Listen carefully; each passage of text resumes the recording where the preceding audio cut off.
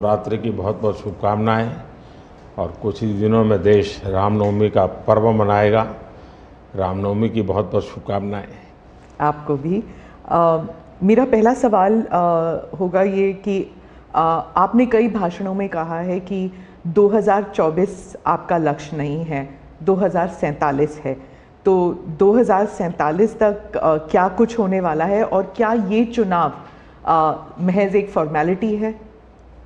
मैं समझता हूं कि 2047 को और 2024 दोनों को मिक्सअप नहीं करना चाहिए, दो अलग चीज़ें हैं। जब देश आज़ादी के 75 साल अमृत महोत्सव मना रहा था, उसी समय मैंने ये विषय सबके सामने रखना शुरू किया था, आज से 1-2 साल पहले। और मैं ये कहता था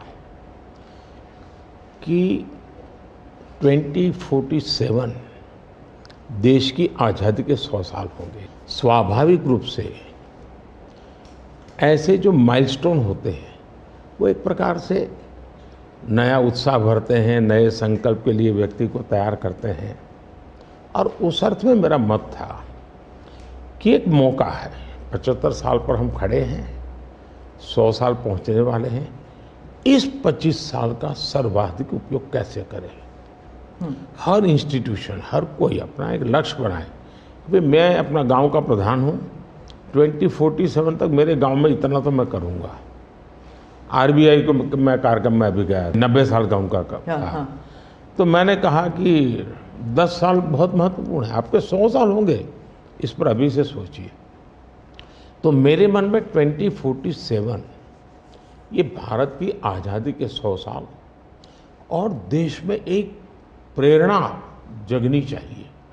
और आज़ादी के 100 साल अपने आप एक बहुत इंस्पिरेशन है, किसी व्यक्ति की जरूरत नहीं है।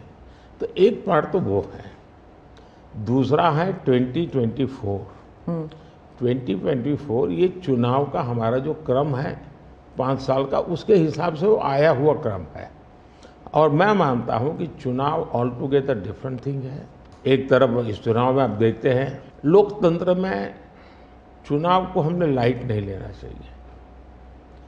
ये एक बहुत बड़ा महापर्व है और इसलिए मेरा तो मत है कि उत्सव के रूप में मनाना चाहिए।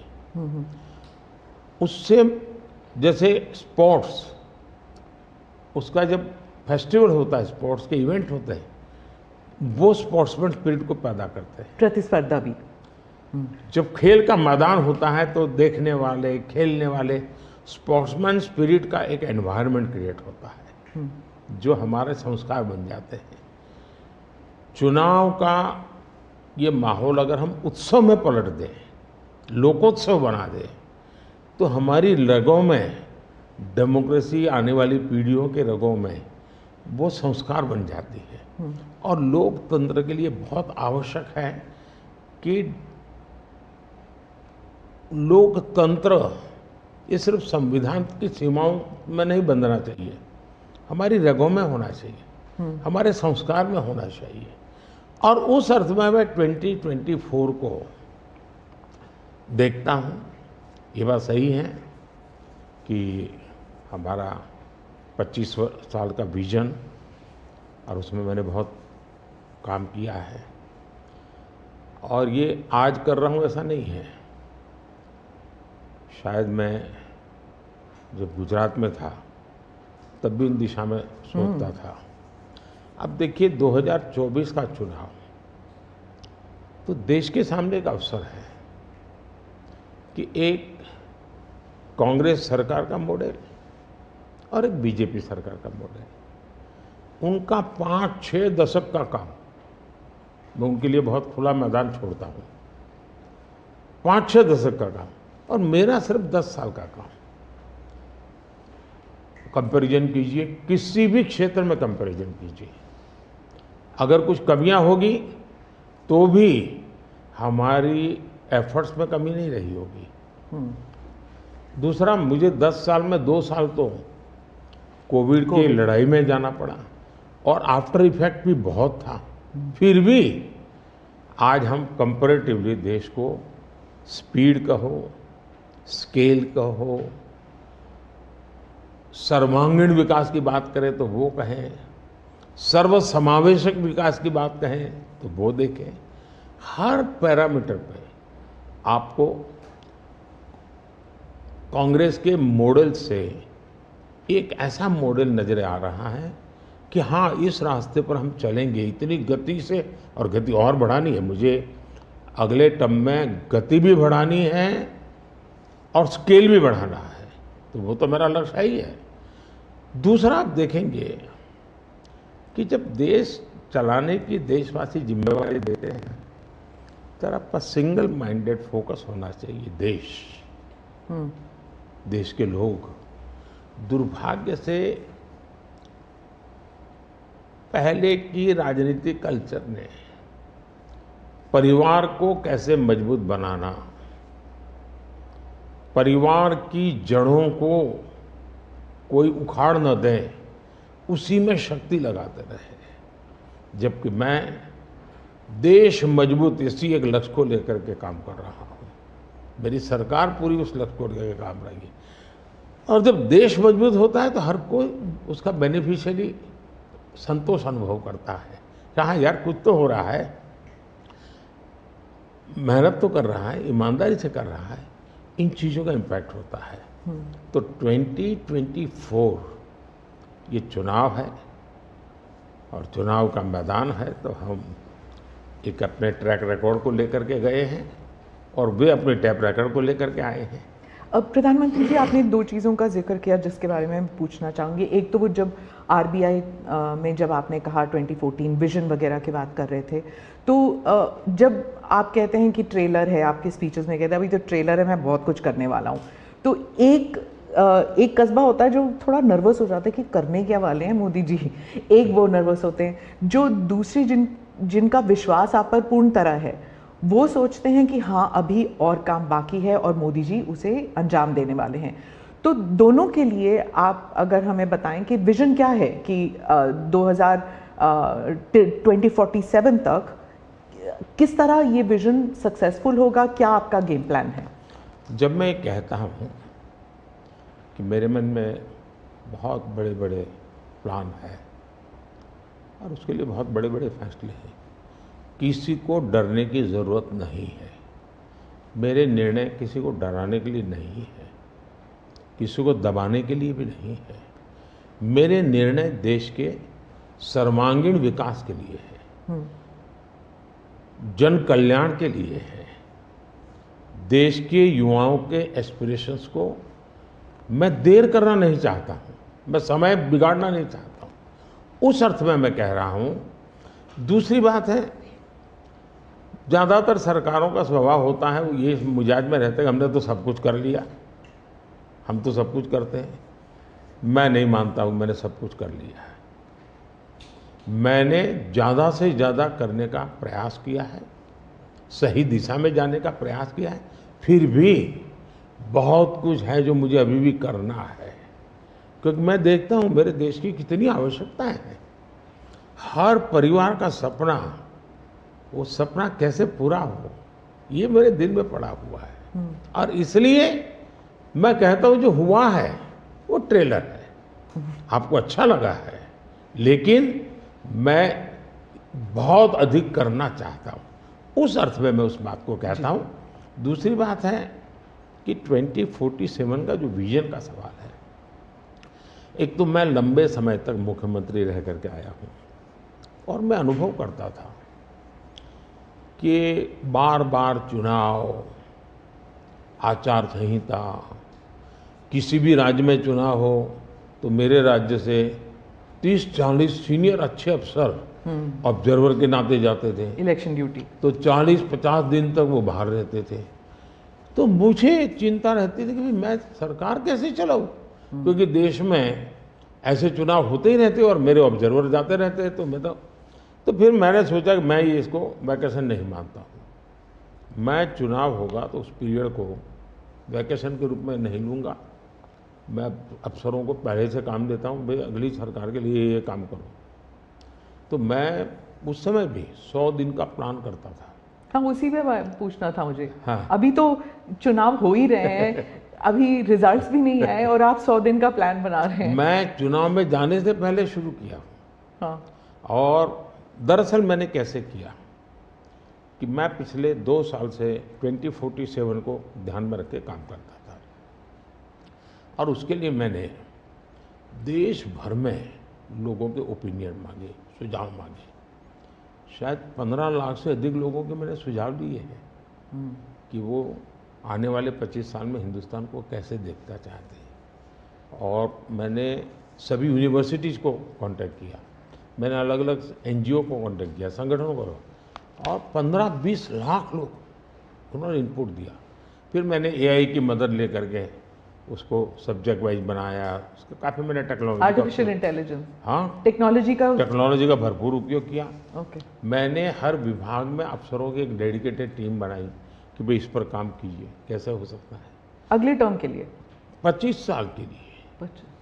और फिर मैंने खुद ने उनके साथ बैठा, प्रेजेंटेशन लिए 2-2, 2.5 घंटे, और मेरा विजन के अनुरूप क्या चीज़ें हैं, कौन सी चीज़ें डुएबल हैं, कौन सी चीज़ें डुएबल नहीं। थोड़ा सा ट्रेलर बता सकते हैं? उसको मैं ऐसा है कि आचार संहिता चल रही है। अच्छा। मैं अभी अगर इन चीज़ों को बताऊंगा तो शायद कोई उसको गलत अर्थ में ले लेगा, तो मैं उसमें फंसना नहीं चाहता हूँ जी। लेकिन इसमें कुछ छुपा हुआ नहीं है, मिल ही जाएगा। दूसरा मैंने कहा कि मैं चाहता हूँ कि ये जो मैं डॉक्यूमेंट बना रहा हूँ, जो मेरा विजन है, लेकिन वो विजन मोदी की बपौती नहीं है, वो 15-20 लाख लोगों के विचारों को उसमें समाहित किया। एक प्रकार से इसकी ओनरशिप देश की है। 15-20 लाख लोग इनपुट देते हैं, मतलब पूरा देश दे रहा है जी। मैंने क्या किया है कि मैंने उसको अभी डॉक्यूमेंट के रूप में तैयार करवा रहा हूँ। जैसे ही चुनाव प्रक्रिया पूरी हो जाएगी तुरंत वो स्टेट को भेज दिया जाएगा। ओके। मैं चाहूँगा कि स्टेट उस पर काम करे। स्टेट को क्या लगता है, क्या हो सकता है, क्या नहीं। और वो सिर्फ बीजेपी स्टेट्स नहीं है, सभी नहीं, पूरा देश, ये देश का है, ये भाजपा का नहीं है जी। ओके। ये काम देश का है जी। फिर मैं नीति आयोग की मीटिंग बुलाऊंगा, उसमें इस पर व्यापक चर्चा करूंगा मुख्यमंत्रियों के साथ, और फिर उसमें से एक फाइनल चीज़ बनेगी। दूसरी तरफ मैंने अफसरों को कहा कि अभी जो हमारे सामने चित्र बना है, जो कुछ भी इनपुट आए उसका आधार, और मैंने अपने इनपुट दिए, उसमें से मुझे 3 हिस्सों में काम करना है। एक, बीजेपी का जो मैनिफेस्टो आएगा उसमें से करणीय काम तुरंत कैसे ले सकते हैं। दूसरा, ये जो 25 साल का हमारा जो एक खाका बना है, जो मेरा अपना विजन है, अभी तो मैं चाहूँगा कि मुझे और भी उसमें क्रिटिकल इनपुट चाहिए मुझे। मैं ऐसा नहीं मानता हूँ कि सब कुछ मुझे ही समझ और मुझे ही दिखता है। कोशिश मैंने भारी की, मैंने काफ़ी समय लगाया इसमें। उसको मैं 3 हिस्सों में बांटा। एक 25 साल, उसके लाइट में मेरे नेक्स्ट 5 ईयर, और उसके लाइट में मेरे फर्स्ट 100 डेज। तो इस प्रकार से मैंने पूरा डिजाइन बना अफसरों को काम पे लगा दिया है, क्योंकि मैं 1 मिनट भी गंवाना नहीं चाहता हूँ जी। अब आपको याद होगा 2019 में बहुत कम लोगों को ध्यान रहता है, उस समय भी मैंने 100 दिन का काम दे करके चुनाव के मैदान में गया था, और जब मैं वापस आया आर्टिकल 370 100 दिन में मैंने कर दिया। 3 तलाक से मेरी बहनों को मुक्ति दिला दी, पहले 100 दिन में किया। UAPA बिल सिक्योरिटी को लेकर के हमने 100 दिन में कर दिया। बैंकों का मर्जर बहुत बड़ा काम था, हमने 100 दिन में किया। इतना ही नहीं, पशु का टीकाकरण, ये कोविड के टीकाकरण की इतनी चल रहा है ना, मैं देश में पहली बार करीब 15,000 करोड़ रुपया लगा करके पशुओं के टीकाकरण का बड़ा अभियान चला रहा हूँ, और वो मैंने 19 में पहले 100 दिन में किया था। तो मैं 100 दिन का क्या काम करना वो हैफाजत नहीं करता, मैं बिल्कुल प्लानिंग करके उसको आधार पर आगे चलाता हूँ। मोदी जी, आपने एक टर्म कॉइन किया है जो बहुत ही लोकप्रिय हो गया है, मोदी की गारंटी। अब चुनाव के वक्त कई लोग कह रहे हैं कि क्या उम्मीदवार जो है वो नॉट इम्पॉर्टेंट है, वोट तो सिर्फ मोदी जी को जा रहा है क्योंकि मोदी जी की गारंटी है। तो इलेक्शन के दौरान ये सब टर्मिनोलॉजी इम्पोर्टेंट होता है। पहली बात है, उम्मीदवार ही नहीं, चुनाव में हर मतदाता इम्पोर्टेंट होता है। चुनाव में बूथ लेवल का कार्यकर्ता भी इम्पोर्टेंट होता है, कैंडिडेट भी उतना ही महत्वपूर्ण होता है। और इसलिए ये कह देना कि और किसी का महत्व नहीं होता है, ये वरना इतना बड़ा चुनाव हो ही नहीं सकता है जी, तो बहुत महत्व होता है।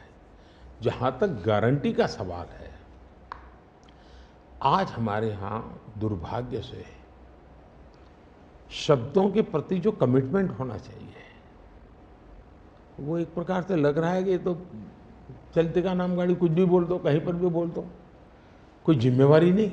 अब आप देखा होगा इन दिनों एक नेताजी के पुराने ढेर सारे वीडियो बाजार में घूम रहे हैं और उनके एक विचार से दूसरा विचार कितना कॉन्ट्राडिक्टरी है। अब लोग एक साथ देखते होगा, अरे ये आदमी इतना हमें मूर्ख बनाता था, हमारी आंख में धूल झोंकता। अभी मैंने एक नेता का भाषण सुना, उन्होंने कहा एक झटके में मैं गरीबी हटा दूंगा। अब जिनको 5-5, 6-6 दशक देश का राज करने को मिला, वो जब आज कहेंगे कि मैं एक झटके में गरीबी हटा दूंगा, तो देश सोचता है ये क्या बोल रहे हैं जी। तो मुझे लगता है पॉलिटिकल लीडरशिप की क्वेश्चनेबल होती जा रही है। ऐसे में प्राण जाए और वचन न जाए, ये महान परंपरा से हम निकले हुए लोग हैं। मैं मानता हूँ कि नेताओं ने ओनरशिप लेनी चाहिए, जिम्मेवारी लेनी चाहिए। ये मैं जो बोल रहा हूँ मतलब मेरी जिम्मेवारी है, ये कोई करेगा ऐसा करेगा ऐसे नहीं चलता है। और उसमें से मैंने बल दिया है गारंटी का।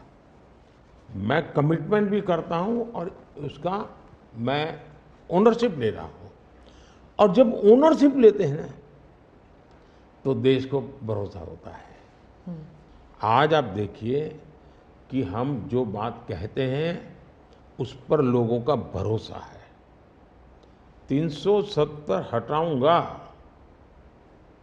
भले हमें पार्टी का जन्म हुआ तब से हम कह रहे थे, हमारे श्यामा प्रसाद मुखर्जी ने बलिदान दिया था, लेकिन हम उस पर पक्के मन से लगे हुए थे। जब मेरा मौका आया मैंने पूरी हिम्मत दिखाई, 370 गई और आज जम्मू कश्मीर का भाग्य बदल गया। 3 तलाक कितने ही चीजों से गुजरा, पॉलिटिकल लीडरशिप डर गई, लोगों को रहा भी इनके पर क्या भरोसा करें। ये तो एक बार एक बोलते दूसरा, लोगों का भरोसा तब बनता है कहेगा यार ये खुद खड़े रहेंगे, ये खड़े रहेंगे और जाना भी है तो जिम्मेवारी लेकर के जाएंगे कि भाई ये था, मैं सोचा था, नहीं कर पा रहा हूं, मैं जा रहा हूं वापिस। लेकिन भरोसा बहुत बड़ी ताकत होती है और भारत जैसे देश में ये भरोसा को मैं अपनी जिम्मेवारी मानता हूं और इसलिए मैं बार बार गारंटी ये कहता हूं। मोदी जी, आप भरोसे की बात करते हैं, जब भी हमारे कैमरा टीम्स जहाँ भी जाते हैं वो सब यही कहते हैं कि जो मतदाता हो या कैंडिडेट हो वो सब यही बात करते हैं, मोदी पर भरोसा। तो have we come to this situation जहाँ पे पहले होते थे, बोला जाता था कि Indira is India, India is Indira, और अब है मोदी इज़ भारत, भारत इज़ मोदी। क्या उस लेवल पर पहुँच गए हैं? ऐसा है कि देश ये कहता है और जो मैं खुद भी फील करता हूँ कि ये माँ भारती का बेटा है, ये माँ भारती का संतान है। उससे ज़्यादा न लोग मुझे मेरे लिए सोचते हैं, न ही मेरे लिए बोलते हैं। भारत माँ का संतान है, माँ की सेवा कर रहा है, तो इतना ही बहुत है। मैं राम मंदिर प्राण प्रतिष्ठा की बात करती हूँ। इसको एक राजनीतिक रंग नहीं चढ़ना चाहिए था, लेकिन हो गया है। और जब इलेक्शंस आ गए हैं तो फिर चाहे ऑपोजिशन हो या बीजेपी हो, एक दूसरे पर आरोप लगाते हैं, तुम पापी तुम पापी। कांग्रेस कहती है कि इसका राजनीतिकरण बीजेपी ने किया इसलिए वो पापी है। बीजेपी कहती है कि न्योता देने के बावजूद आप प्राण प्रतिष्ठा में आए नहीं इसलिए आप पापी हैं। तो इसे आप कैसे देखते हैं? पहली बात है कि इसका राजनीतिकरण किसने किया और इसको आज की घटनाओं से मत, जब हमारा जन्म भी नहीं हुआ था, हमारी पार्टी पैदा भी नहीं हुई थी, उस समय अदालत में ये मामला निपटाया जा सकता था, समस्या का समाधान हो सकता था। भारत विभाजन हुआ तो विभाजन के समय ये तय कर सकते थे, चलो भाई इतनी इतनी चीज़ें ऐसा कर लो, वो नहीं किया गया। क्यों? कि एक ऐसा हथियार हाथ में है, जो हथियार वोट बैंक पॉलिटिक्स के लिए मजबूती का एक दांव है, इसलिए उसको पकड़ के रखा गया और बार बार उसको भड़काया गया। अब जब ये अदालत के अंदर मामला चल रहा था, अदालत में अभी जजमेंट ना आए वहां तक कोशिश की गई। न्यायिक प्रक्रिया से होना चाहिए, तो हमारा संविधान हमें कहता है और सरकार की तो जिम्मेवारी है, लेकिन उसमें भी अड़ंगे डालना, ये क्यों? क्योंकि उनके लिए ये राजनीतिक हथियार था, ऐसे लोगों के लिए। और देखिए राम मंदिर का, ऐसे लोग हैं राम मंदिर कर रहे हैं, तुम्हें मार देंगे, ऐसा करके वोट बैंक बनाने का एक तरीका था। अब हुआ क्या, राम मंदिर बन गया तो उनके हाथ से वो मुद्दा ही चला गया। अब वो किसी को डरा नहीं पा रहे हैं, राम मंदिर आ जाएगा, आ गया, कुछ नहीं हुआ, आग नहीं लगी कोई। दूसरा, इनकी प्रकृति, आप सोमनाथ मंदिर से लेकर के अब तक की घटनाएं देखिए, वे भारत की मूलभूत आस्थाएं, भारत का मूलभूत जो पिंड है, उसके प्रति नेगेटिविटी लेकर के ही देश में वो अपनी बातें। अब सोमनाथ मंदिर को क्या प्रॉब्लम था, सरदार पटेल थे, डॉक्टर राजेंद्र बाबू को जाना था, वहां तो न जनसंघ था, न भाजपा था, न आरएसएस थी, न कोई लड़ाई थी, लेकिन उन्होंने मना कर दिया जाने। वो जो नेहरू जी की जो चिट्ठी थी, हाँ, जो भी है, अब ये और वो परंपरा आज भी चल रही है कि प्राण प्रतिष्ठा का निमंत्रण मिले और आप उसको ठुकरा दें। सचमुच में तो आपको गर्व होना चाहिए कि ये राम मंदिर निर्माण करने वाले जो भी लोग हैं, जिन्होंने संघर्ष भी किया है, वे आपके सारे पाप भूल करके, सारे आपके गुनाह भूल करके घर में आकर के आपको इनवाइट कर रहे हैं और नए से व्यवहार शुरू करना चाहते हैं। आप उसको भी उस पुराने मिजाज से ठुकरा दें, तब लगता है कि आपके लिए वोट बैंक एक बहुत बड़ी आपकी मजबूरी है, और उस वोट बैंक के चलते इस प्रकार की चीज़ें होती रहती। और ये किसी को नीचा दिखाना, किसी का अपमान करना, ये अपना अधिकार मांगते हैं। और मैं कभी कभी कहता हूँ, वे तो नामदार है, हम तो कामदार है।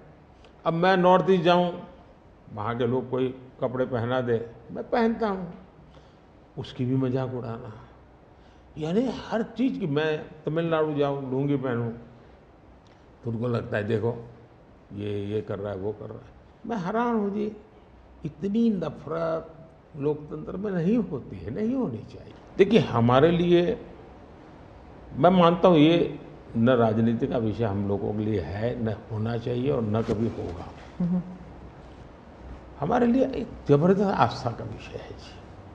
और ये कोई प्रभु राम का संबंध कोई मेरे कारखाने में नहीं आया जी, हजारों साल से, और दुनिया के अनेक देशों में है।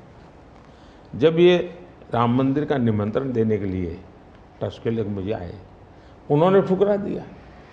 मैं सोचने लगा, इतना बड़ा मुझे दायित्व दिया जा रहा है, मैं अपने आप को योग्य क्या कैसे करूं, अपने आप को योग्य कैसे बनाऊं। तो मैंने कुछ लोगों की एडवाइस ली, कुछ संतों की, कुछ जानकार लोगों की, मेरी स्पिरिचुअल लाइफ से जुड़े हुए कुछ लोगों को मैंने पूछा कि भाई मैं इसको एक प्रधानमंत्री के रूप में इस कार्यक्रम को नहीं लेता हूँ, एक राम भक्त के रूप में करना चाहता हूँ, मुझे क्या करें। उसमें से मुझे सुझाव आया, तो सुझाव तो बहुत, लेकिन मैंने फिर कुछ अध्ययन भी किया और मैंने मनोमन तय किया कि मैं 11 दिन का अनुष्ठान करूँगा। और मैं ज़मीन पे सोता था, नारियल के पानी पर रहता था, और तय किया मैं प्रभु राम जहाँ जहाँ गए थे उसमें जहाँ भी मैं जा सकता हूँ जाने का प्रयास करूँगा। और वहाँ मैं अपना, जब मैं श्रीरंगम मंदिर में गया, दक्षिण भारत में, हाँ, दक्षिण भारत में, और कंब रामायण का मैंने पाठ किया वहाँ, तब मुझे वहाँ के लोगों ने बताया कि साहब 800 साल पहले जब कंब रामायण की रचना हुई तो पहला पाठ इसी जगह पे हुआ था, और मैं देख रहा सबके आंख में आंसू थे। ये जो मैंने अनुभूति की है साउथ में खास करके, यहाँ बैठे हुए लोगों को अंदाज नहीं आएगा जी कि क्या भक्ति है, क्या आस्था है और कितनी पवित्रता है उसमें। मेरा कार्यक्रम नोन नहीं था, मेरा काम भी ऐसा व्यक्तिगत था, लेकिन जो जन सामर्थ्य एक प्रकार से मुझे उनके भाव में अनुभव कर रहा था, तो मेरे लिए शायद मेरी स्पिरिचुअल जर्नी की एक बहुत बड़ा महत्वपूर्ण एक 11 दिन की घटना मैं देखता हूँ। मैं और राम मंदिर प्राण प्रतिष्ठा को मैंने बहुत गंभीर लिया था जी। मैंने एक इवेंट के रूप में नहीं लिया था जी, मेरे लिए वो इवेंट नहीं था। वो एक स्पिरिचुअल मूवमेंट था आपके लिए? मैं मानता, मुझे दिखता था वो 500 साल का संघर्ष, मुझे दिखता था 140 करोड़ लोगों की श्रद्धा, सपने, और देश के गरीब गरीब लोगों ने पाई पाई दे करके मंदिर बनाया है जी। ये मंदिर 3 चीजें मैं देखता हूँ। एक, 500 साल का अविरत अखंड एक निष्ठ संघर्ष, लाखों लोगों का एक काम के लिए बलिदान। दूसरा, लंबी न्यायिक प्रक्रिया, इतने सालों की न्यायिक प्रक्रिया, और न्यायिक प्रक्रिया के हर तराजू से तूल करके निकला हुआ, कसौटी हुआ। दूसरा, टेक्नोलॉजी का उपयोग, ASI के द्वारा उसकी खुदाई, सबूत, ये एक बहुत बड़ा। और चौथा, हिंदुस्तान के कोटि कोटि लोगों ने 1-1, 2-2, 5-5 रुपया जो भी दे सकते हैं दे करके ये मंदिर बनाया है। ये मंदिर सरकारी खजाने से नहीं बना है। ये ऐसे पहलू हैं कि जो भारत के स्वाभिमान को, भारत के सामर्थ्य को, भारत के सपनों को, भारत के संकल्प को और भारत के आने वाली पीढ़ी को बहुत बड़ी प्रेरणा देने वाले हैं। हम दक्षिण भारत की बात करते हैं तो पहले मैं दक्षिण भारत के कुछ मुद्दों के बारे में उठाऊंगी। बीजेपी का एक ऐसा नेता तमिलनाडु में उभर के आया है जो इसके लिए मीडिया अटेंशन काफ़ी कुछ आ रहा है, वो है अन्नामलाई जी। तो वो काफ़ी कॉन्फिडेंट है कि तमिलनाडु में बीजेपी को डबल डिजिट फिगर आएंगे। तो क्या ये उनका ओवर कॉन्फिडेंस है कि आप भी तमिलनाडु इतनी बारी जा चुके हैं? पहली बात है कि तमिलनाडु जनसंघ के जमाने से और भारतीय जनता पार्टी, मैं कहता हूँ 5-5 पीढ़ी हमारी इस विचार के लिए वहाँ खप चुकी है। तो एक निरंतर काम चला है। जब कांग्रेस से लोग निराश हुए तो प्रादेशिक पक्षों की तरफ गए, और लंबे अरसे तक प्रादेशिक पक्षों का जो कुछ भी कामकाज देखा है, अब लोग निराश हो गए। निराशा के इस माहौल में उन्होंने दिल्ली में भाजपा की सरकार का मॉडल देखा, हिंदुस्तान में अन्य राज्यों में भाजपा की सरकार का मॉडल देखा, देश भर में जो तमिल बंधु रहते हैं उन्होंने अपने घरों में जाके बताया भी हम जिस राज्य में रहते हैं वहाँ तो ये हो रहा है। तो लोग स्वाभाविक तमिल प्रजा कंपैरिजन करने लगी कि जो हवा खड़ा किया गया था ये तो अच्छा काम कर रहे हैं। अब जैसे मैंने तमिल काशी संगम किया तो तमिलनाडु में DMK पार्टी वाले लोग ये तो पानीपुरी वाले कर करके मजाक उड़ाते थे, लेकिन जब तमिलनाडु के लोग काशी संगम कार्यक्रम में आए और काशी का रूप रंग देखा, उन्होंने कहा ये हमने तो जो सुना था ऐसा नहीं है, ये तो बहुत डेवलप दिखता है, बड़ी प्रगति हो रही है, IT का नेटवर्क दिखता है। तो सोचने का तरीका बदलने लगा और उसके कारण DMK के प्रति जबरदस्त गुस्सा पैदा हुआ है। मैं कल्पना नहीं कर सकता इतना बड़ा गुस्सा पैदा हुआ है। वो गुस्सा पैदा डाइवर्ट हो रहा है बीजेपी की तरफ पॉजिटिव वे में। और अन्नामलाई एक बहुत ही अच्छे आर्टिकुलेट है, यंग है, बहुत ही अपनी IPS कैडर में बहुत बड़ी प्रतिष्ठित नौकरी छोड़ कर के आए हैं। दूसरा, लोग सोचते हैं कि यार इतना बड़ा होनहार कैरियर छोड़ के आया आदमी तो DMK में चला जाता उसकी तो जिंदगी बन जाती, कि वो बनाने नहीं गया, वो बीजेपी में आया। तो लोग आप यार ये बीजेपी में गया है मतलब कुछ मेटल है, कुछ अच्छे इरादे वाला इंसान लगता है, तो स्वाभाविक रूप से उसके आकर्षण का केंद्र बना है। और मेरी पार्टी की विशेषता है, हम हर स्तर के हर छोटे मोटे कार्यकर्ता जिसमें क्षमता है उनको अवसर देते हैं। हमारा कोई परिवारवादी तो पार्टी है नहीं, परिवार से चलित पार्टी नहीं है। जिन पार्टियों में of the family, by the family and for the family होता है, और इसलिए हमारे यहाँ तो हर एक को अवसर मिलता है। फैमिली बेस्ड पॉलिटिक्स अगर हम बात करें तो तमिलनाडु में डीएमके ने कहा है कि उन्होंने काफ़ी बयान दिए हैं सनातन के खिलाफ, और वो तो काफ़ी अरसे से करते आए हैं, काफ़ी दशकों से उनका एंटी सनातन पोजीशन रहा है। लेकिन अब जो है वो लोग थोड़ा बहुत आक्रोश दिखने को मिल रहा है। तो आप क्या समझते हैं कि is it because of awareness कि लोग बीजेपी की तरफ मुड़ रहे हैं, या फिर सनातन के खिलाफ जो उनके स्टेटमेंट्स है वो बाकी राज्यों में भी ये फैल रहा है? अब मैं इस सवाल को जरा अलग तरीके से देखता हूँ। सवाल हमें कांग्रेस को पूछना चाहिए। जो कांग्रेस जिसके साथ किसी जमाने में महात्मा गांधी का नाम जुड़ा हुआ था, जो कांग्रेस जहां इंदिरा गांधी जी गले में माला खुलेआम पहन करके घूमती थी, रुद्राक्ष माला, जो हाँ रुद्राक्ष माला पहन करके घूमती थी इंदिरा जी। सवाल कांग्रेस को पूछना चाहिए कि तुम्हारी क्या मजबूरी है कि सनातन के खिलाफ इतना जहर उगलने वाले लोगों के साथ तुम क्यों बैठे हो भाई? क्या तुम्हारी राजनीति अधूरी रह जाएगी क्या? ये कौन सी कांग्रेस की सोच विकृति आ रही है? कांग्रेस में ये चिंता का विषय है। डीएमके का तो जन्म शायद इस नफरत में पैदा हुआ होगा, और धीरे धीरे वो नफरत का खेल भी उनका लोग स्वीकार करने नहीं लगे हैं, और इसलिए वो नए नए तौर तरीके अपना करके बोल रहे हैं। प्रश्न उनका नहीं है, प्रश्न कांग्रेस जैसी पार्टी का है कि उसने अपना मूल कैरेक्टर गंवा दिया है क्या? जब संविधान सभा में जो लोग बैठे थे तो ज़्यादातर गांधीयन लोग थे, ज़्यादातर कांग्रेस की विचारधारा से जुड़े हुए लोग थे, और पहला संविधान बना, उसके हर पेज पर जो पेंटिंग है रामायण, वो सनातन की ही परंपरा से जुड़े हुए हैं। तो आपका संविधान बना, उस संविधान में सनातन का गौरव का हिस्सा था, और आज सनातन को इतनी भयंकर गालियां देने की हिम्मत हो और आप उनके साथ चुनाव की राजनीति करें, उनके साथ मंच साझा करें, मजबूरी कांग्रेस की ये देश के लिए चिंता का विषय है।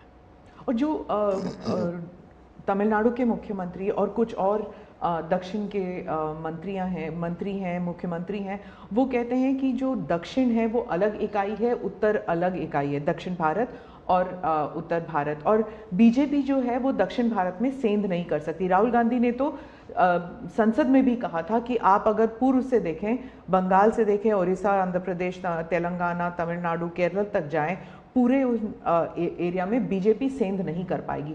दो अलग इकाई है क्या दक्षिण भारत और उत्तर भारत? पहली बात है, भारत बहुरत्ना वसुंधरा है। भारत विविधताओं से भरा हुआ देश है।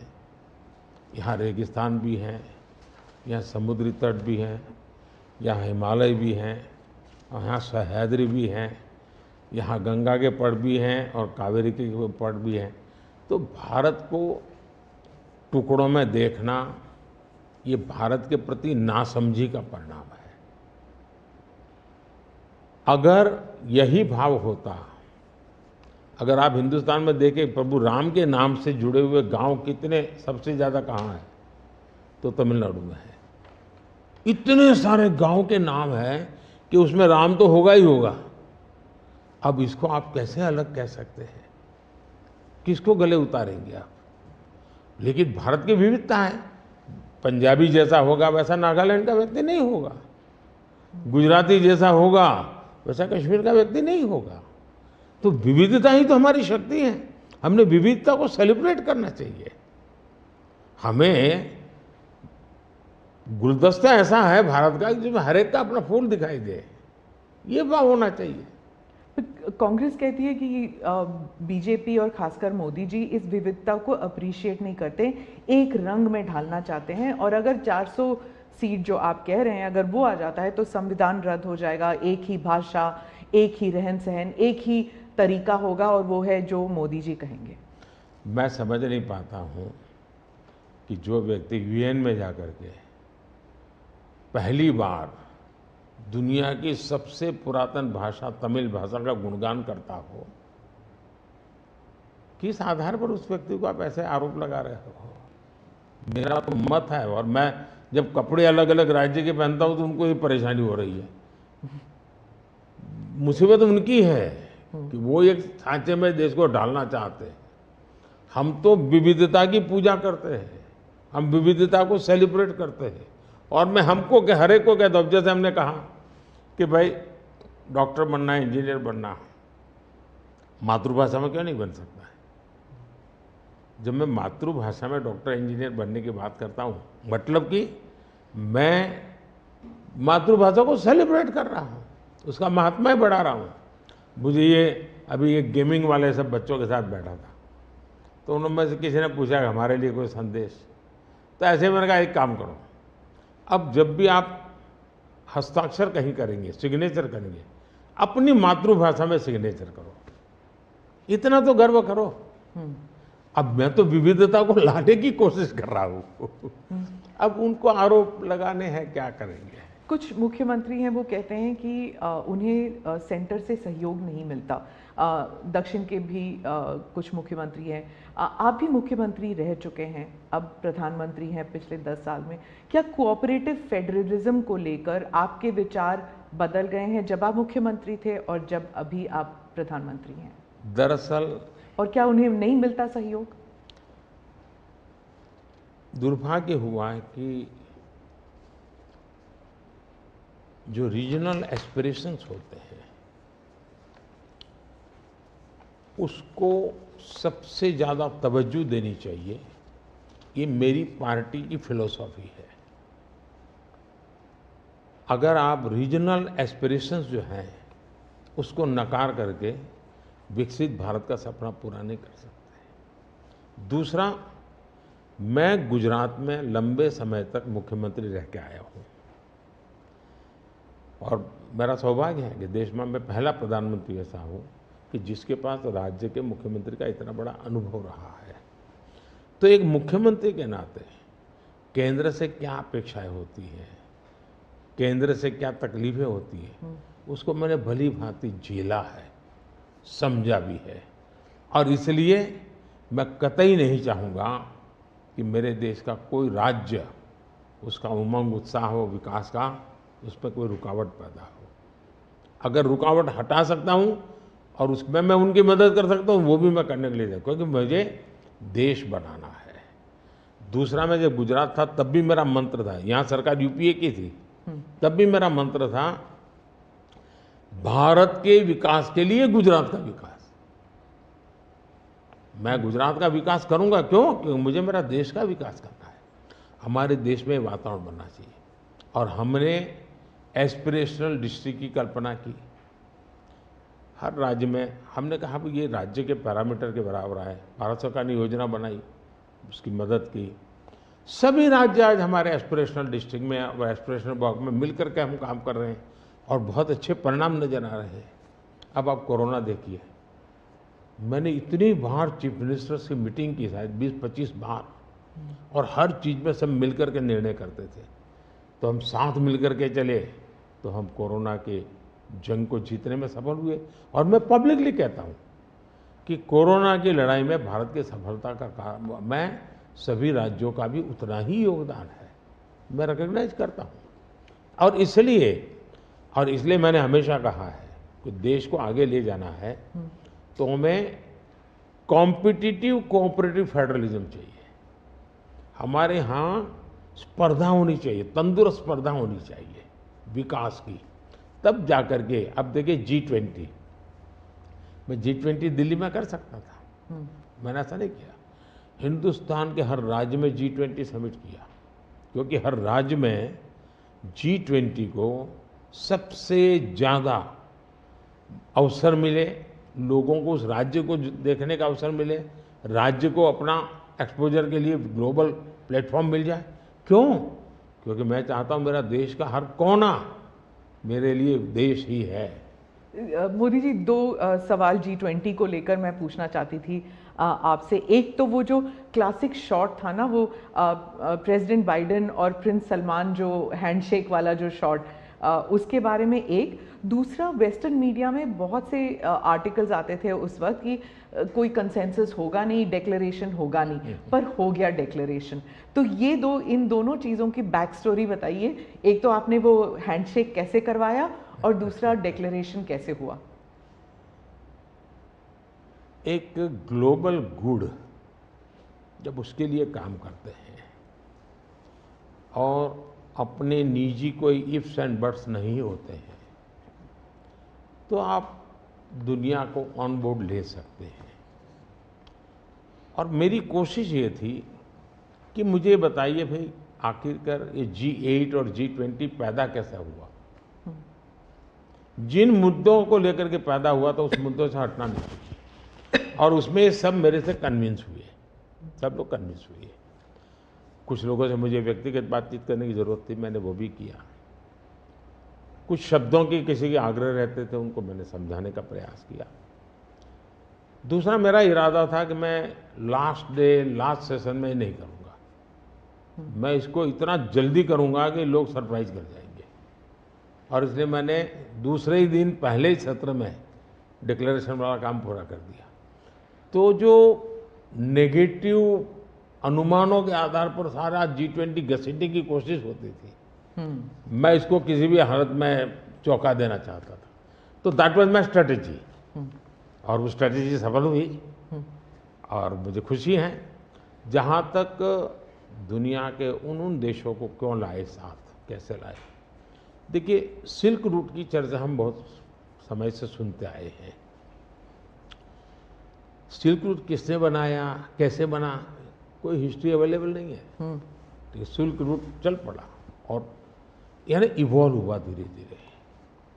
हम लोगों ने ये जो IMEC की दिशा में हम गए हैं, ये बहुत बड़ा गेम चेंजर बनने वाला है, और आने वाले हजारों साल उसका इम्पैक्ट है। जैसा सिल्क रूट का इम्पैक्ट हजारों साल रहा, वैसा इसको इम्पैक्ट रहने वाला है। और उसमें मैं सबको विश्वास हुआ कि भाई हाँ, ये तरीका है। उसमें गल्फ कंट्रीज का भी पॉजिटिव और प्रोएक्टिव रोल था। भारत ने एक अच्छी भूमिका निभाने का भारत को अवसर मिला। US, यूरोप हमारे साथ थे, और सबको लगा कि एक कॉन्क्रीट पॉजिटिव आउटकम निकलेगा, तो हम उसको लेकर के मिलते थे। तो उसमें स्वाभाविक था कि सऊदी किंग और प्रेसिडेंट बाइडेन और दोनों के साथ मेरी अच्छी मित्रता है, तो मैं किसी का भी हाथ भी पकड़ सकता हूँ, किसी की बात भी कर सकता हूँ। पर्सनालिटी पॉलिटिक्स भी आता है ना, क्योंकि देखिए आप कि अगर हम विदेश नीति की बात करें तो खाड़ी के साथ जो हमारे रिश्ते बेहतर हुए हैं, उसके लिए बहुत से लोग कहते हैं कि it is because of your personal intervention. आपको सम्मान भी दिया गया था वहाँ पर। तो चाहे ईस्ट एशिया हो या वेस्ट एशिया हो, इसमें पर्सनालिटी पॉलिटिक्स कहाँ तक इम्पोर्टेंट है कि आप उनके जो राष्ट्रपति हैं या प्रधानमंत्री हैं, उनके साथ आपका वाइबिंग होता है, आप उनके साथ बातचीत करते हैं और वो फिल्टर डाउन होता है। फिर कहाँ तक इसमें पर्सनालिटी पॉलिटिक्स भी है? मैं समझता हूँ कि इसके अलग अलग व्यू हो सकते हैं और सब सही हो सकते हैं। एक मत स्ट्रॉन्ग है कि पर्सनालिटी कल्ट या पर्सनल रिलेशन, ये बहुत ज़्यादा इन चीज़ों में नहीं डाले थे। एक मत है, स्ट्रॉन्ग मत है। मुझे लगता है कि हमारी डिप्लोमेसी अगर प्रोटोकॉल में फंसी रहेगी तो हम परफॉर्म नहीं कर पाएंगे। डिप्लोमेसी की ताकत भी इनफॉर्मल में भी है, प्रोटोकॉल में ही ऐसा नहीं है। प्रोटोकॉल में ज़्यादा पोजीशनिंग होता है, पहले कौन आएगा, पहले कौन हाथ मिलाएगा वगैरह, उसी में समझ जाता है। तो मैंने शुरू से देखा कि भाई, जैसे मेरी शपथ हुआ था, बड़ा इंटरेस्टिंग है। मैंने तय किया कि मैं सार्क देशों को 2014 की शपथ में। हाँ 2000 पहली बार में पहली बार। सार्क देशों को बनाने का मेरे मन में विचार आया। और उसके पीछे कारण ये था क्योंकि मेरा चुनाव प्रचार में मुझ पर आरोप एक ही था कि ये मोदी तो एक राज्य से आया है, ये देश की राजनीति क्या समझेगा, विदेश नीति क्या समझेगा, ये तो डुबो देगा। ये चुनाव प्रचार का मेरा खिलाफ के जो मुद्दे थे उसमें एक बड़ा महत्वपूर्ण मुद्दा था। सब लोग मेरी मजाक उड़ाते थे। तो मुझे लगा इनको एक ही एक्शन से मुझे जवाब दे देना चाहिए, बोलने की जरूरत नहीं है पहले दिन से। तो मैंने शपथ समारोह में सार्क देशों को बुलाया। उसके पहले मैंने बैक चैनल से उन सबसे सहमति ले ली थी, ऐसा तो नहीं हो सकता कि कोई, और सब लोग आए। मेरा शपथ हुआ। फॉरेन मिनिस्टर अभी तो हमारा बना भी नहीं था, और मैं इन सारी चीज़ों से बिल्कुल नया था, बिल्कुल अनभिज्ञ था, लेकिन बायलैटरल सबके साथ होना था। जब हम लोग हैदराबाद हाउस में गए तो मुझे समझाया सब प्रोटोकॉल वालों को, सब ऐसा होगा, वो आएंगे, आप ऐसा कहेंगे सर। जब समय हुआ आना शुरू, मैंने कहा ऐसा करो मैं बाहर जाता हूँ उनको लेने के लिए।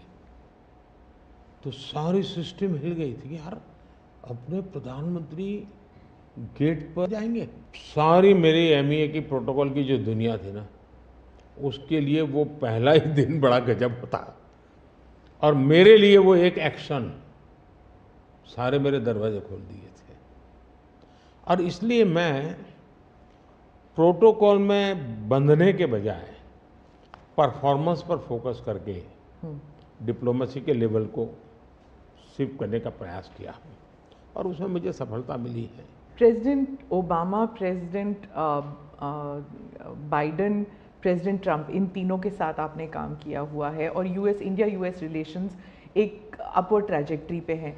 लेकिन बहुत से मुल्क हैं जो भारत की अपवर्ड ट्रैजेक्टरी से परेशान होते हैं। ये इट इज़ अंडरस्टूड कि ये है, जैसे कि चाइना, क्योंकि वो दे यूज टू थिंक कि ग्रुप ऑफ टू होगा, एक तरफ चाइना, एक तरफ अमेरिका, मतलब दो पावर सेंटर्स होंगे। तो मैं सिर्फ उदाहरण के लिए चाइना दे रही हूँ, लेकिन हमारे इर्द गिर्द जो मुल्क हैं वो भी थोड़े असमंजस में है कि ये भारत की ट्रैजेक्टरी इतनी ऊपर इतनी जल्दी जा रही है।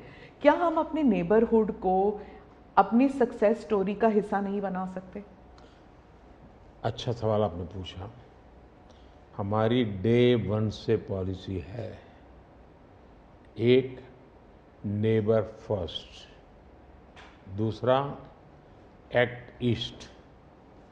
तो जो हमारे ईस्टर्न पार्ट के जो हमारे आसियान कंट्री के देश हैं, उसमें हमने एक्ट ईस्ट पॉलिसी लिया है, यहाँ नेबरहुड फर्स्ट। तो ये हमारा डे वन से हमारे देश की भी पॉलिसी है और हमारी भी पॉलिसी है। पहले लूकैस था, मैंने आकर के उसको एक्ट ईस्ट कहा। लेकिन इसमें दूसरा, आज दुनिया के सैकड़ों मील दूर भी कोई देश है, उनको लगता है कि भारत की प्रगति में हमारा कोई बेनिफिट है, तो पड़ोसी क्यों नहीं देखेगा? आज पड़ोसी सबसे ज़्यादा खुश हैं क्योंकि भारत उनके सबसे, अब जैसे कोविड के कालखंड में कोई पड़ोसी देश ऐसा नहीं है कि जिसकी हमने मदद नहीं की हो। नेचुरल कैलेमिटी, कोई ऐसा देश नहीं है। अब जब नेपाल में भूकंप आया, फर्स्ट रिस्पॉन्डर हम थे। श्रीलंका में बहुत बड़ा क्राइसिस आया, उस क्राइसिस के समय सबसे ज़्यादा उनको मुसीबत में से बाहर निकालने का कोई काम किया है तो हिंदुस्तान ने किया, और पब्लिकली वो रिकग्नाइज करते, इसको कहते हैं।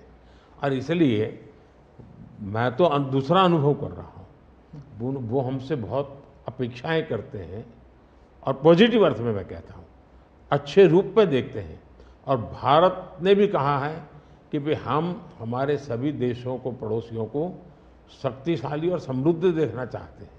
आपने दोस्ती का हाथ बढ़ाया था 2014 से ही पाकिस्तान, चाइना के साथ भी ऐसे किया था। लेकिन जब आप सक्सेस स्टोरी या अपने नेबरहुड फर्स्ट की बात करते हैं तो पाकिस्तान, चाइना, मालदीव्स ये भी आते हैं, और यहाँ पर कटाक्ष है अगर आप बात करें तो। इसके लिए सुधार उसमें उनकी अंदरूनी राजनीति महत्वपूर्ण है।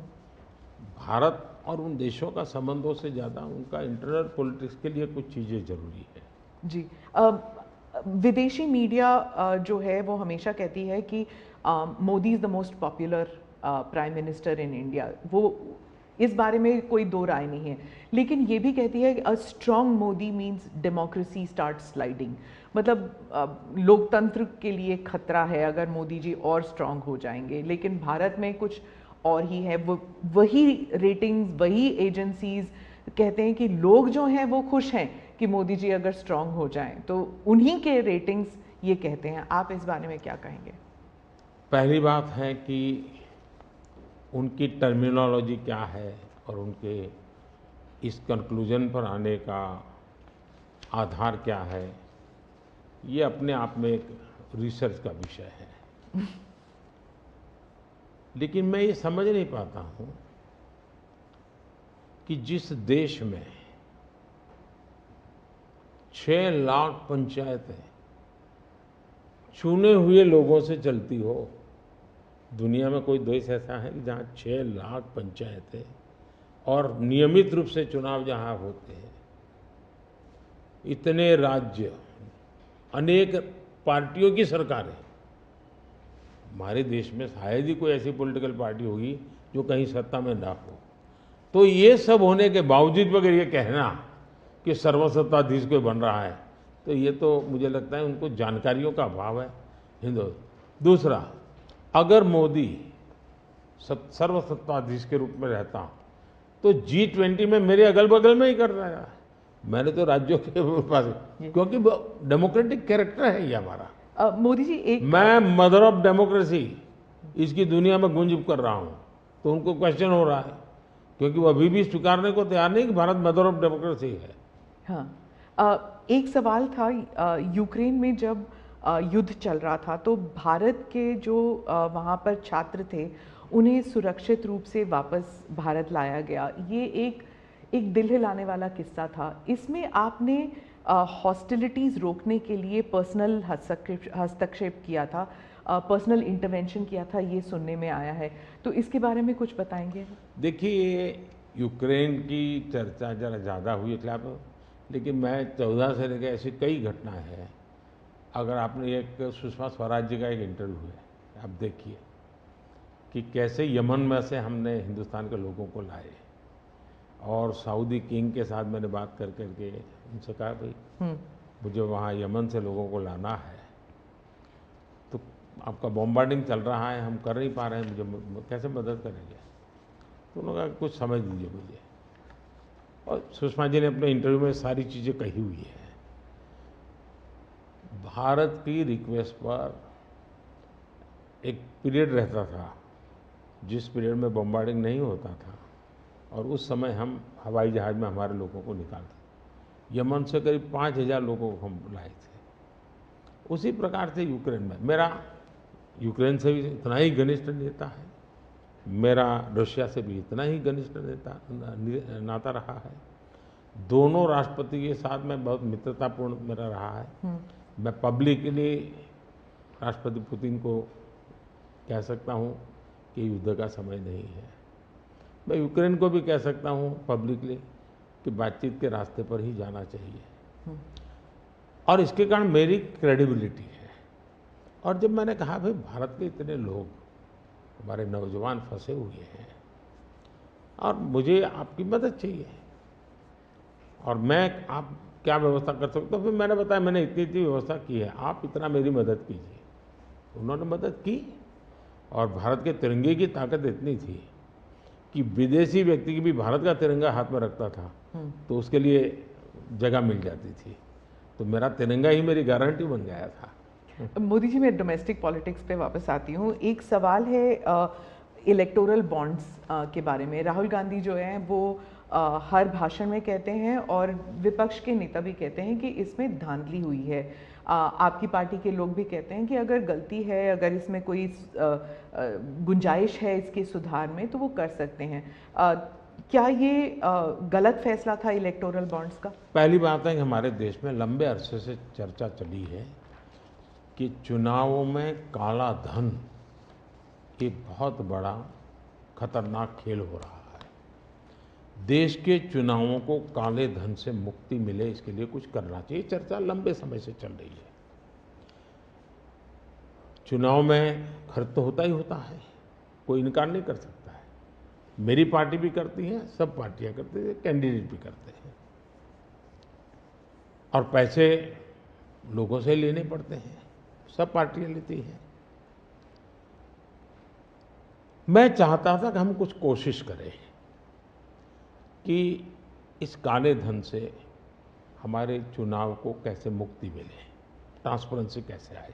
एक प्रामाणिक पवित्र विचार मेरे मन में था, रास्ते खोज रहे थे, एक छोटा सा रास्ता मिला, वही पूर्ण है। वैसे हमने उस समय भी क्लेम नहीं किया था, पार्लियामेंट में डिबेट में सबने उसको सराहा भी था। आज जो लोग उलट पुलट बोल रहे हैं उन्होंने सराहा था, पार्लियामेंट डिबेट देख लीजिए। हमने कैसे कैसे काम किया, जैसे 1000 और 2000 के नोट खत्म कर दिए। चुनाव में वही बड़े बड़ी मात्रा में ट्रैवलिंग करते हैं, क्यों कि ये काला धन खत्म हो। हमने, सुप्रीम कोर्ट ने कहा था कि 20,000 रुपये तक पॉलिटिकल पार्टियां कैश ले सकती हैं। मैंने कानून बनाकर, नियम बना करके 20,000 को 2,500 कर दिया। क्यों? क्योंकि मैं नहीं चाहता था कि ये कैश वाला कारोबार चले। फिर मैंने कहा है कि इलेक्टोरल बॉन्ड, कि जो पार्टी अपना सीक्रेसी मेंटेन करना चाहती है। होता था क्या, जैसे हम पहले बीजेपी में चेक से पैसा लेंगे तय किया, तो सब व्यापारी लोग हमें आकर के कहें साहब हम चेक से दे ही नहीं सकते। हमने कहा क्यों नहीं दे सकते? बोले हम चेक से देंगे तो हमें लिखना पड़ेगा, हम लिखेंगे तो जो सरकार है वो देखेगी कि ये विपक्ष को इतना पैसा दिया, तो हमें तो वो परेशान करेंगे। तो बोले हम तो पैसे देने के लिए तैयार है लेकिन चेक से नहीं देंगे। तो मुझे याद है हमारे 90 के दशक में जो चुनाव में हमको बड़ी दिक्कत आई थी, पैसे नहीं थे हमारे पास, और हम नियम लगा के बैठे थे कि हम चेक से लेंगे। देने वाले देने को तैयार थे, चेक से देने की उनकी हिम्मत नहीं थी। तो ये सारी चीज़ों का मुझे पता था। तो मैंने कहा भाई, तो हमने कहा भाई ऐसा है, अब देखिए इलेक्टोरल बॉन्ड न होते तो किस व्यवस्था में ताकत है वो ढूंढ के निकालते कि पैसा कहाँ से आया और कहाँ गया। ये तो इलेक्टोरल बॉन्ड की सक्सेस स्टोरी है कि इलेक्टोरल बॉन्ड थे तो आपको ट्रेल मिल रहा है मनी का, कि किस कंपनी ने दिया, कैसे दिया, कहाँ दिया। अब उसमें अच्छा हुआ बुरा हुआ वो विवाद का विषय हो सकता है, इसकी चर्चा हो। मुझे जो चिंता है वो, मैं ये कभी नहीं कहता हूँ निर्णय में कोई कमी नहीं होती है, निर्णय तो चर्चा कर सीखते हैं, सुधारते हैं, इसमें भी सुधार के लिए बहुत संभावना है। लेकिन आज हम पूरी तरह काले धन की तरफ देश को धकेल दिया है, और इसलिए मैं कहता हूँ सब लोग पछताएंगे, जब बाद में ईमानदारी से सोचेंगे सब लोग पछताएंगे। अब देखिए इलेक्टोरल बॉन्ड का भी विशेषता थी, कैसा झूठ चल रहा है। कुल देश में 3,000 कंपनियों ने इलेक्टोरल बॉन्ड दिए हैं। उसमें 3,000 में 26 कंपनियां ऐसी हैं जिन पर कार्रवाई हुई है। ये कहते हैं ना ईडी वीडी टिकना फला, 3,000 डोनर है उसमें सिर्फ 26, और उनमें से 16 कंपनियां ऐसी थी छापा जब लगा उस समय बॉन्ड खरीदा। कोई जोड़ सकता है इसको? अगर बॉन्ड खरीदा, लोग ये जोड़ रहे हैं, उसकी विशेषता ये है कि ये जो 16 कंपनियों ने बॉन्ड खरीदा उसमें से 37 पैसा अमाउंट बीजेपी को डोनेशन में मिली। 63% बीजेपी के विरोधी पार्टियों को मिली। अगर पूरे जोड़े जाएं तो हाँ, मैं ये 16 कंपनी जिसका ईडी सीबीआई कोई न कोई उस समय एक्शन भी हुआ और बॉन्ड भी निकला, 37% अमाउंट बीजेपी ने, 63 ऑपोजिशन को। क्या ईडी रेड करे और ऑपोजिशन को डोनेशन देने का कार्यक्रम वर्क करे? क्या बीजेपी ऐसा करेगी? इसका मतलब कि 63% पैसा विपक्ष के पास जाए और आप आरोप हम पर लगाए, लेकिन उनको गोलमोल बोलना है और भाग जाना है। हम ट्रांसपेरेंसी की बात करते हैं तो विपक्ष कहता है कि ईडी, सीबीआई, आईटी, सारे के सारे इदारे जो हैं, इलेक्शन कमीशन को भी जोड़ते हैं वो, कि सारे इदारों पर बीजेपी हावी है और लेवल प्लेइंग फील्ड है ही नहीं। मतलब they already making the ground कि इलेक्शन जो है वो फेयर नहीं हो सकता। इसमें एक भी कानून मेरी सरकार ने नहीं बनाया, चाहे ईडी हो, सीबीआई हो, चाहे इलेक्शन कमीशन। ऊपर से हमने तो इलेक्शन कमीशन में सुधार किए हैं। आज इलेक्शन कमीशन बनता है तो ऑपोजिशन भी उसमें होता है। पहले तो प्रधानमंत्री एक फाइल पे साइन करके इलेक्शन कमीशन बना देता था, और जो उनके परिवार के साथ निकट जुड़े थे ऐसे ऐसे लोग इलेक्शन कमिश्नर बने थे। ऐसे लोग इलेक्शन कमिश्नर बने थे जो वहाँ से निकलने के बाद राज्यसभा के मेंबर बने, उनकी सरकार के मिनिस्टर बने।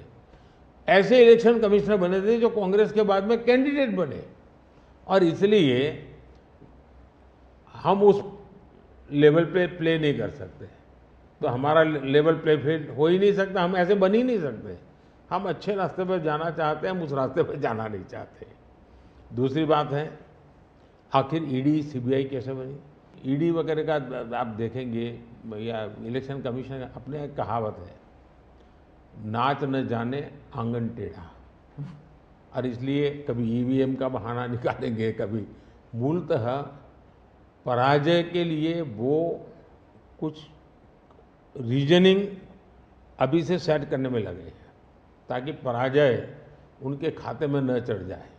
वो कह रहे हैं लड़े कैसे आप? या तो ऑपोजिशन लीडर्स को जेल में डाल रहे हैं, या फिर अगर वो आपकी पार्टी में आ गए तो सारे पाप धुल गए। कितने ऑपोजिशन लीडर जेल में हैं? कोई मुझे बताए। और क्या यही ऑपोजिशन लीडर उनके सरकार चलाते थे? या जेल का डर है? हाँ, डर तो पाप का होता है जी, ईमानदार को क्या डर होता है? मेरे यहाँ भी तो उन्होंने मेरे होम मिनिस्टर सबको जेल में डाल दिया था। दूसरा, ईडी की बात करते हैं। आप गुजरात के बारे में कह रहे हैं जब आप मुख्यमंत्री? हाँ, मैं मुख्यमंत्री था। अच्छा, जो ईडी की बात करते हैं, ईडी ने जितने केसेस किए ना, उसमें से सिर्फ, देश को समझना, सिर्फ 3% ही पॉलिटिकल लोग इन्वॉल्व है जिन पर एक केस हुए हैं। 97% जिनका राजनीति से कोई लेना देना नहीं, ऐसे लोगों को हुआ है जो कोई ड्रग माफिया है, कुछ अफसर हैं जो करप्शन करते हैं, कुछ अफसर हैं जो बेनामी संपत्ति बना के बैठे हुए हैं।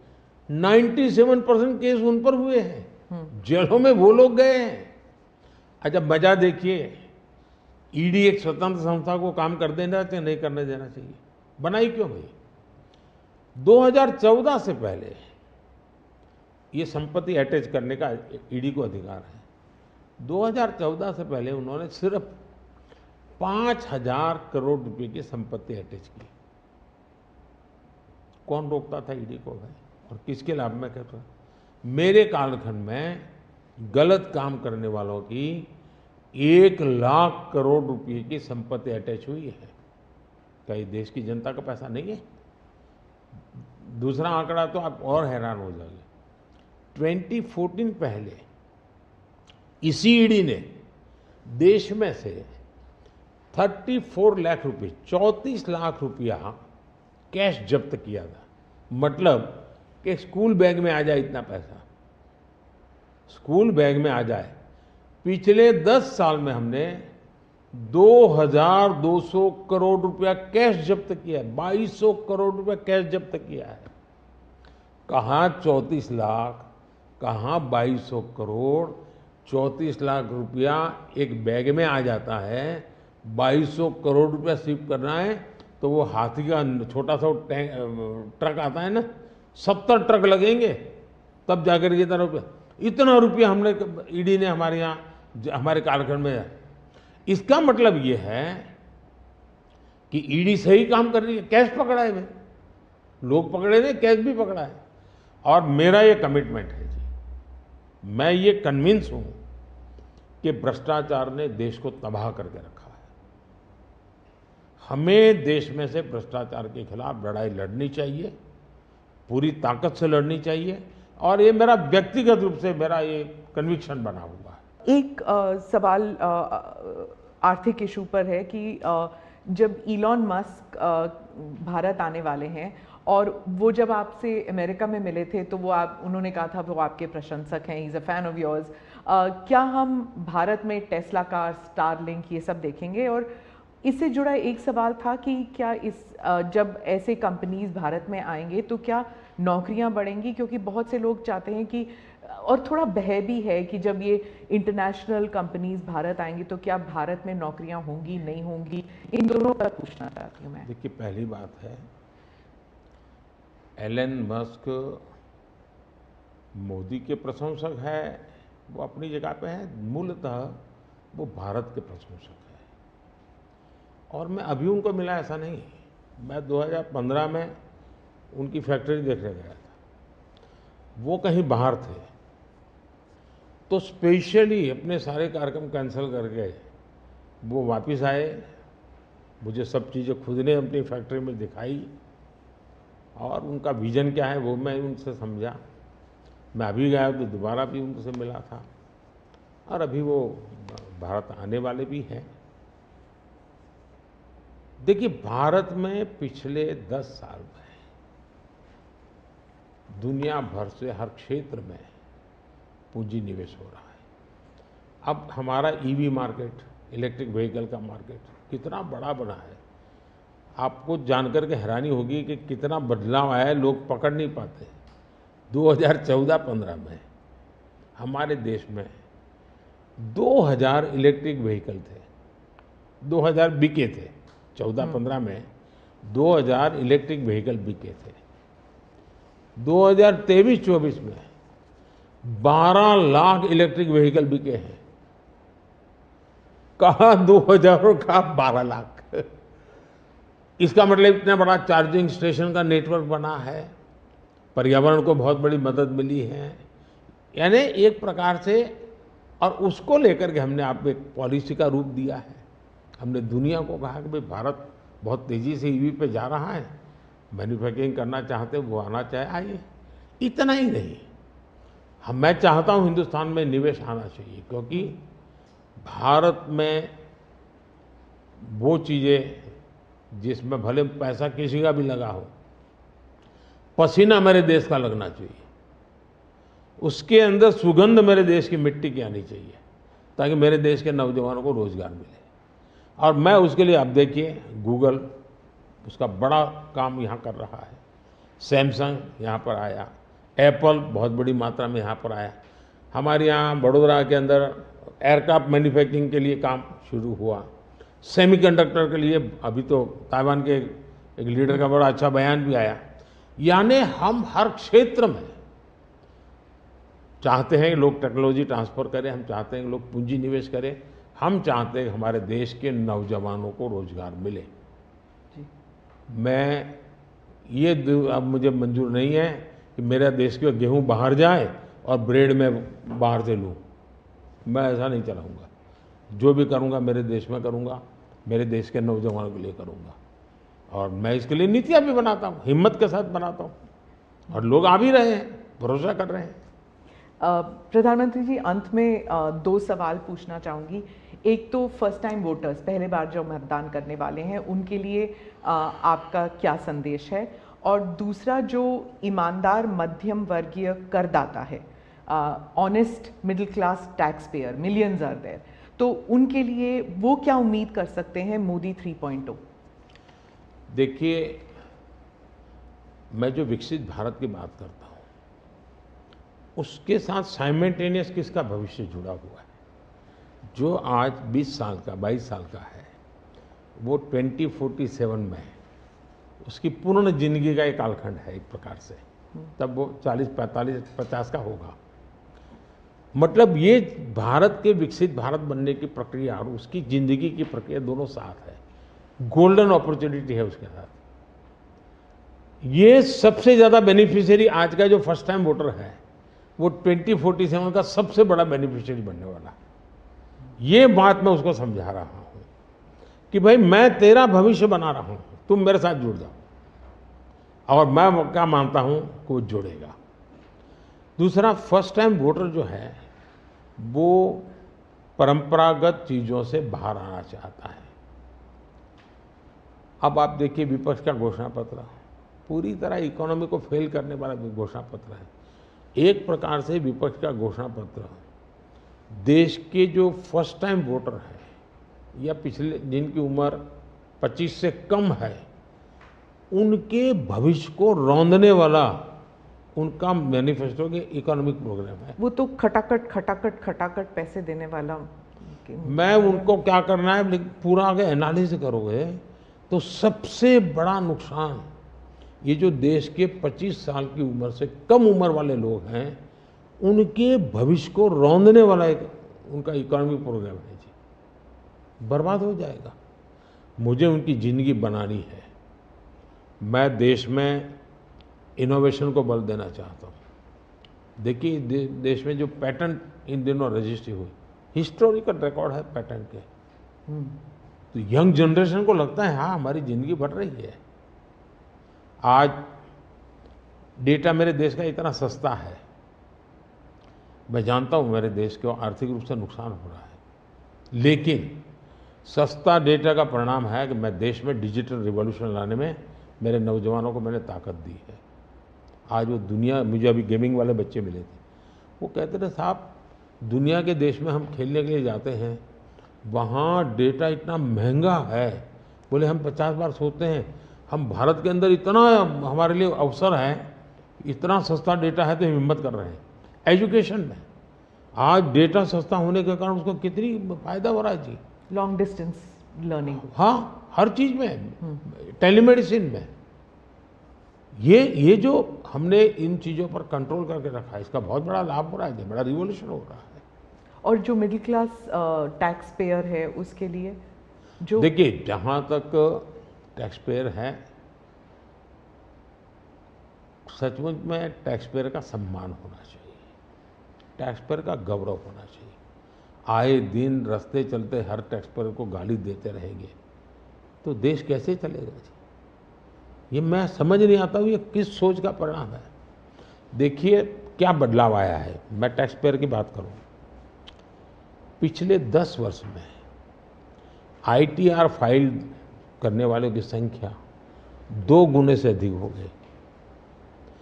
पहले 4 करोड़ से भी कम लोग ITR फाइल करते थे, आज 8 करोड़ से ज़्यादा लोग ITR फाइल कर रहे हैं। टैक्स कलेक्शन 3 गुना बढ़ोतरी हुई है। मतलब पहले जो नेट टैक्स कलेक्शन होता था वो 11 लाख करोड़ रुपए होता था, आज net tax collection 34 lakh crore रुपए हो रहा है। ये क्यों हो रहा है? उसको भरोसा है कि वो जो पैसा दे रहा है ना वो सही जगह पे उपयोग हो रहा है, विकास के काम, चोरी लूटफाट में नहीं आया, इसलिए वो विश्वास के कारण देने के लिए आगे आया है।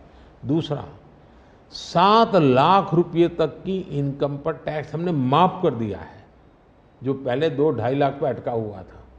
7 लाख रुपये कमाई तक कोई टैक्स नहीं देना है, फिर भी मेरे यहाँ टैक्स बढ़ रहा है। यानी, और इसलिए मैं मानता हूँ, मैं तो हर टैक्स पेयर का हृदय से आभार व्यक्त करता हूँ, क्योंकि जो मुझे सपने पूरे करने हैं उसमें टैक्स पेयर जो धन देता है उसी से होने वाला है। और मैं मानता हूँ देश की प्रगति के लिए करदाताओं की संख्या बढ़नी चाहिए और करदाताओं पर बोझ कम होना चाहिए। इस मूलभूत फिलॉसफी की तरफ मैं आगे बढ़ना चाहता हूँ।